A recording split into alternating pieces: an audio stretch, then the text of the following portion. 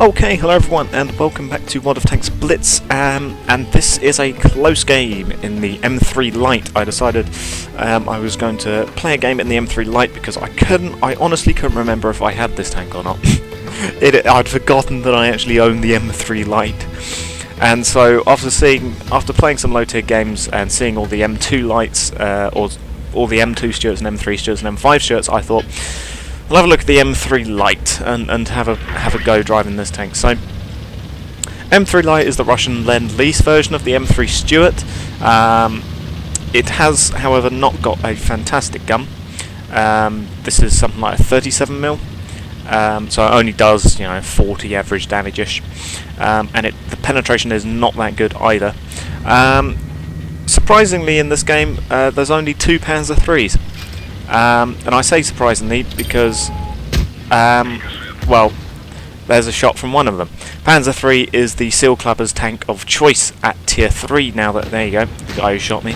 Now that most of the low tiers have been removed, Panzer III is the dominant king of Tier 2 and 3 games, just for a variety of reasons. And I'll probably eventually make a video on it. But otherwise, we're just going to come up here on, or not, we're just going to drop down. And yeah, nothing much is happening really, as you can tell. I'm just sort of driving around, struggling to get shots in on anyone. There's an M5 Stuart though, that I can start putting shots in. There's a 46 damage, reload 3.5 seconds, bounce. Because the gun mounted of the M5 Stuart is a bit tricky to get through at these low tiers. Can't really get through the cupola of that Panzer III. I mean, just look at that red all over the Panzer III. Which is why it's the Seal Clubber's tank of choice. It's just got super good armour and mobility and a gun. Just for it is the ultimate Seal Clubber machine. But the rear armour's not that great. As you can see, I put one shot into the rear of that Panzer III, and he goes into cover before I can get another shot in, and that shot goes high because I thought he was going to drop down. And then I do a double take because I see that cruiser and I'm like, hang on a minute. As you can see, this gun, not that great, struggles to even get through the front of a Cruiser 4's turret, so, but it does have a pretty good rate of fire, and we finish him off. Put one shot into the Cruiser, take a shot in return from, I think, the 14 TP, and the scores are 3-1, but don't let that fool you, as our Chihad just sort of drives into that 40mm Bofors, because, well, there's a Panzer III over there, and you saw that Panzer III on rather low health. He's now dead at least, but there's still that 14 TP, and there's the other full health Panzer III. That shot goes low, fortunately, and I'm leading the target, but I'm just too slow to hit him, so instead I go for the 14 TP. There you go, start putting shots in on him, slowly whittling down his health, drop down before he can really aim at me.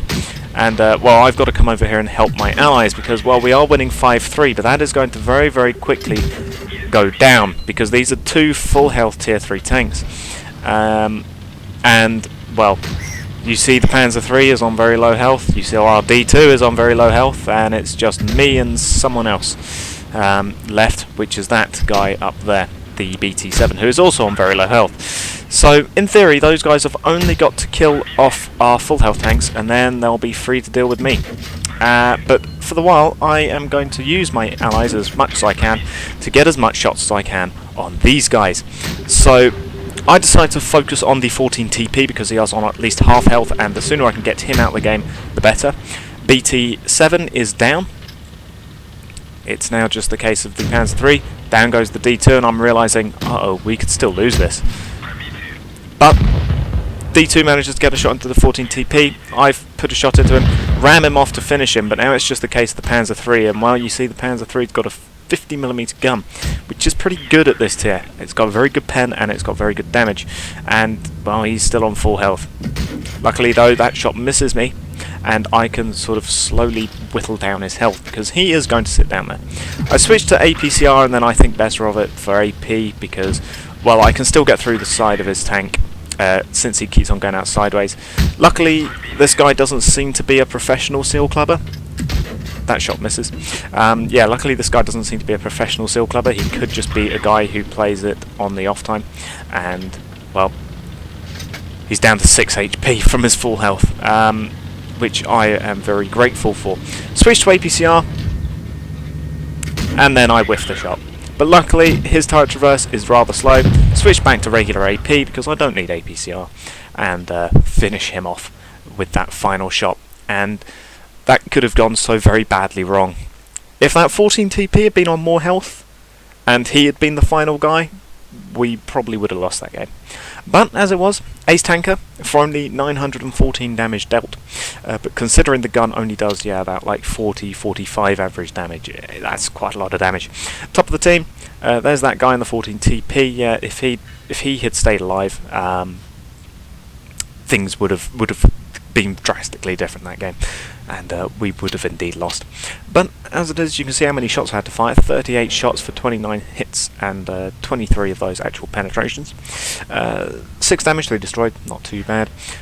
Every shot that hit me penetrated. The armour of the M3 Light is a bit hit and miss. It can be good, but then at the same time, people can just go straight through you.